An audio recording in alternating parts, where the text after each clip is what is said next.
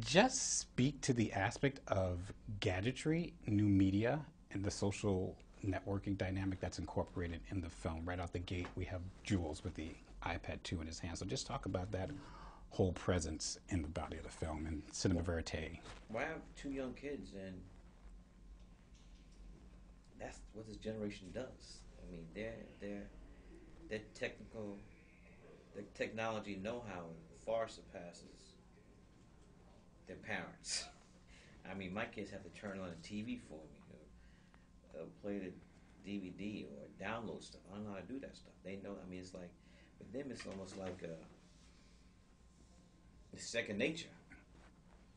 And we wanted that to be part of this young generation that's in the film, the character of Flick and Chaz. Jules and Toni speak to that also. Is that something that you're heavily into? Do you have an iPad? Well, either of you? it broke. So right now I don't have an iPad, but I really do love technology. It's like nothing. Like you can be doing something and just texting at the same time. It's natural. Right. And Jules? Yeah, it's the same with me. Like I produce, like I make music. I produce every once in a while. So You make beats? Yes, I do. Since when? Since like 3 months ago. Yeah? Yeah. Cool. Your beats are fat or they whack? You got whack beats? Not 1990. Yeah, but like technology is like everyday thing. Gotcha. It's exemplified in the dialogue between Heather's character and Clark's character when she's talking to him on the couch about those aspects of social dynamics. But more so, what I want to talk about is how critical thinking is substituting dynamics of blind faith as Heather's character is thinking about raising Chaz comparatively to her daughter. So address that, if you would. Heather's character lost her older daughter to AIDS. And she's a very religious person. But she's just come to the thinking that in order to save her daughter, she just can't rely on getting on her knees and praying to the Almighty, hope that everything's going to work out right. Now, I believe in prayer. I'm a spiritual person. I believe in God. But you got to do something too. You just can't just pray like, please, Lord, make it happen. You know, I pray, but I'm also out there busting my ass too. So you pray and really work hard. That's powerful. But just praying and just thinking that the hand of God to come out of the heavens to anoint you as the next one, whatever you're praying for, I can't do that. Other people may, but I can't. And Heather's character, her mother, isn't doing that anymore.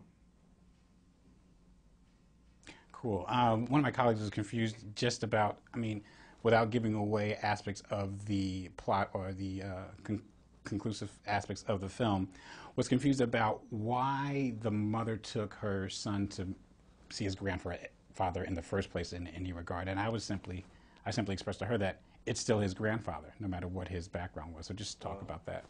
Here's the thing. People have children, grow up, do horrible things. Does that mean that just his owner cut him off? We saw that recently what happened in Aurora, Colorado.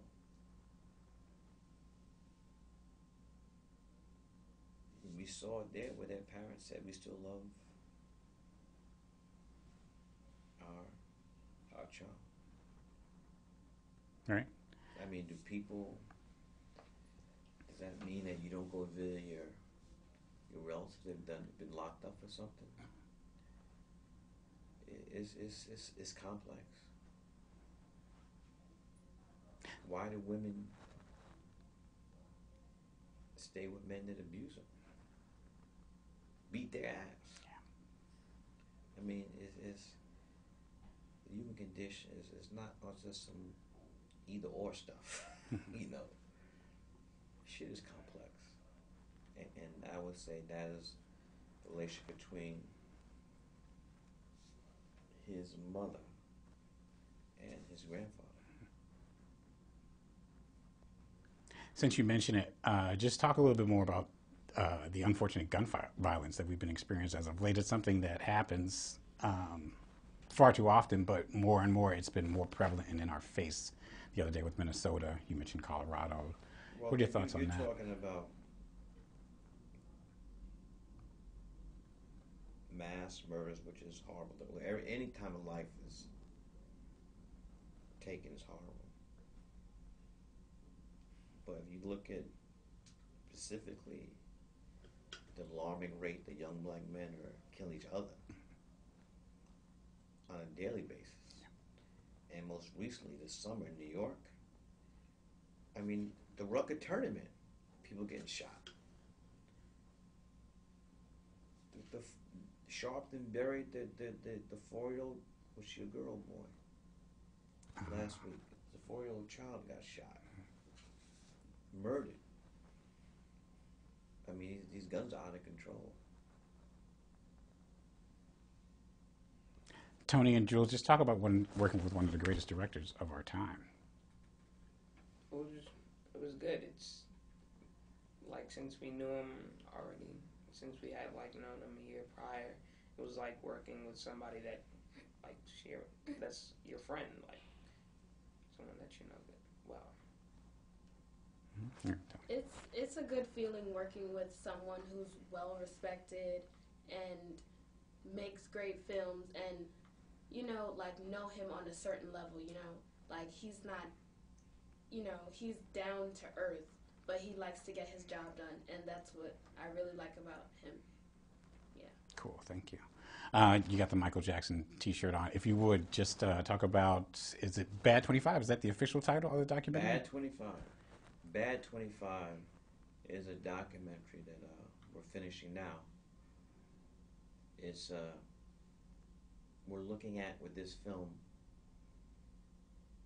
how the Bad album was put together.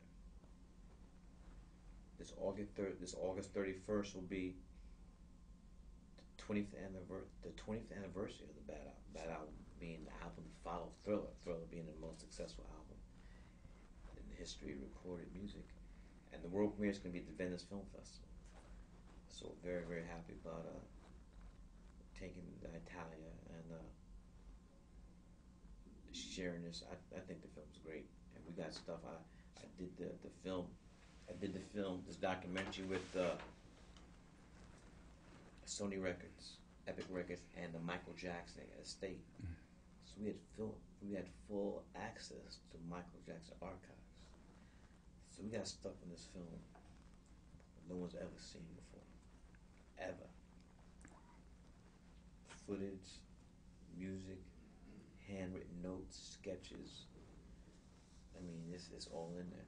Wow, awesome. On Broadway now with Mike Tyson. Yes. Speak to that, please. Well, it's a great show. Mike Tyson, Undisputed Truth. We enter our second week tomorrow night. Mike is doing a fantastic job. The audiences are taking on a roller coaster ride through the trials and tribulations of Michael Gerard Tyson, Brooklyn's finest from Brownsville, never run, never will. And it's both our debuts on Broadway. So it's been a great experience for him, and he would say the same thing for both of us. Very cool. Are we still on deck with Wesley Snipes to do James Brown? No, I'm not involved in that project anymore. Okay. Inside Man, follow-up? You gotta ask the studio. Talk about that, how, you funded this film essentially yourself. Right. Yourself. I mean, George Lucas, a total other background, but early this year. George Lucas is a billionaire. Yeah. I'm not a billionaire. Granted. granted, but just the aspect of not getting the support from studios that you need. But here's the thing, though, and I'm not here to rail against the studios. They were never given the chance to support this film because this film was done independently from the inception of the story. When James McBride, the co-writer, we sat down and think about it, it was always going to be an independent film. They were not going to make this film. We weren't going to do it. Talk about working with James on the last two projects, this one as well as Miracle at St. Anna. Mr. James McBride is a great writer. He grew up in Red Hook. He grew up in the church. The church we shot at is a church he grew up in, which was founded by his parents. So, there's a lot of threads that go through this film. Toni, just talk about working with Heather, who portrays your mom. Talk about working with that actress. Heather, she's wonderful. She's very down to earth, and I like that we can feed off of each other. She gives me feedback on when she says a line, and she delivers it so well. I have to, deliver that same amount of energy that she has. So it's like a back and forth thing. She feeds off of me, and I feed back off of her. She's wonderful. I love her. Cool. And Jules, talk about working with Clark Peters. Clark Peters, that's my man. Clark Peters he's understandable, and he understands you from a certain perspective that you're coming from. And sometimes it's like working with a kid, because it's like that fun. Talk about the Knicks, the visibility of the Knicks, talking about Carmelo Anthony in the film, and being in Brooklyn. Talk about the Brooklyn Nets that's about to jump off any day now. Well, Carmelo grew up in Red Hook. He grew up in Red Hook Projects, and his family moved to West Baltimore. And we wrote it in the script. Chaz's claim to fame is, I live in the same apartment Carmelo Anthony grew up in. Apartment 1C in 79 Lorraine Street. So we have several homages to Carmelo in this film, and the Brooklyn Nets will be playing down the block here at the Barclays Center, but I'm still a Knicks fan. He left the Knicks to go to the Nets. She's staying with the Knicks. Closer. It's closer. It's easier. So he can walk the Barclays Center, but he can't walk the Madison Square Garden. You can take the subway though. In addition to Michael Jackson's film, what else do we have on deck? Well, we're in early pre-production on Old Boy, the cult Korean film. Josh Brolin. Yes, Josh Brolin. Can you share anything about that, the dynamics of that film? It's going to be good. Okay. Awesome. Just talk about working with Tracy Camilla Johns again, since she's got to have a days to presently. Well, Tracy, I tracked her down. I was bringing Mookie back. I said, let's bring back Lola Darling, but now let's make her a Jehovah's Witness. She said, okay. As simple as that. And where did you find these two young actors? At the junior high school I went to across the street. There's a great drama teacher there. His name is Mr. Edwin Robinson. I knew I could find the two leads to play against, not against, but to play with Clark Peters in his class. Sincere. And there's another one, Sincere. Three. Yes. He plays the young Blessing. Okay. And your choice to work with Clark Peters on this project? Clark is one of the great American actors today. 5 years in The Wire, been doing great work at Treme, and I've always wanted to work with him. It's just a matter of having the role, and this was the role. Mm-hmm. For me, Mookie's presence was kind of like a throwback for fans of your work, but at the same time, it kind of said that very little, if not nothing, has changed. Just talk about his presence in Red Hook Summer. Well, I've done stuff like that before. Not many people notice, but the two cops that murdered Ray Rahim, they appear again in Jungle Fever and almost arrest Wesley Snipes and Annabelle Shiora. They were one of the cops was in Clockers, Do the Right Thing. in Inside Man, Sal's famous pizzeria, Sal's famous piece was delivered to the hostages there. So we have fun like that. Cool, cool, cool. And Toni, anything you want to add? I just want to say that it's a blessing working with Spike. He's a really great guy, and I really enjoy his films that I've seen. Okay, Jules, from you. Hola. What? Hola. What does that mean? Hi. Hello. That's not the question. That's all I have to say. Hi. Hello. Hello, world. All right, you cover so much in the film. One of the smaller dynamics that you touch on is the aspect of pollution in Red Hook, Brooklyn, and Toni's character, as a result, suffers from asthma. So talk about that. Well, a lot of neighborhoods in this country, people of color, we live in areas that aren't healthy as other areas, and Red Hook specifically, the smoke that comes from the Queen Mary 2. African Americans over-index on asthma, obesity, diabetes, heart failure. I mean, we go on and on and on. So, I want to deal with some of the health issues that are plaguing the African American community. Also, I grew up as an asthmatic too, so I know what it is to feel where you can't feel like you can't draw your last breath. I grew out of it, but it was tough.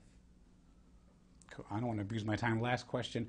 Just talk about films that you produce and films of latter day, say about other black directors, be it Antoine Fuqua perhaps, and